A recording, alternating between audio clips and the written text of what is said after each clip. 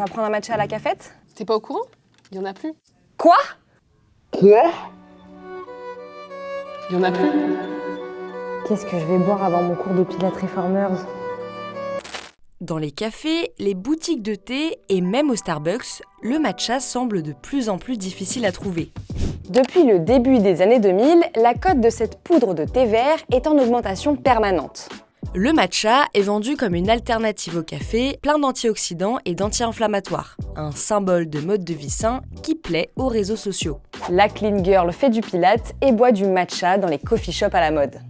Résultat, le hashtag matcha cumule des millions de vues sur TikTok et Instagram et les consommateurs se multiplient à travers le monde. Mais cette consommation du matcha à grande échelle n'a rien à voir avec son utilisation d'origine. Consommée au Japon depuis le XIIe siècle lors des cérémonies traditionnelles, la poudre est produite avec un processus complexe qui nécessite beaucoup de temps. Pour une poudre verte de qualité, seules les premières pousses du théier sont récoltées au printemps, une fois par an.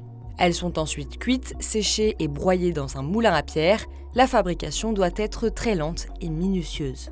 Il faut 1 heure pour produire 40 grammes de poudre de thé vert, ce qui correspond à environ 20 tasses de matcha.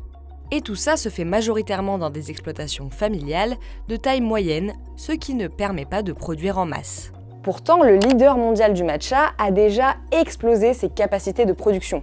En 2023, le Japon en a produit 4176 tonnes, soit près de 3 fois la quantité cultivée en 2010. Pour éviter une pénurie, les grandes maisons de thé japonaises ont déjà augmenté leur prix et restreint leurs ventes. Mais ça ne suffira sûrement pas à répondre à la demande, puisque le marché mondial de produits à base de matcha, qui représente environ 4 milliards d'euros, devrait augmenter de 53% d'ici à 2029. Et le matcha n'est pas le seul aliment populaire sur les réseaux sociaux à être victime de son succès. Les pistaches, par exemple, subissent actuellement une pénurie après le raz-de-marée du chocolat de Dubaï.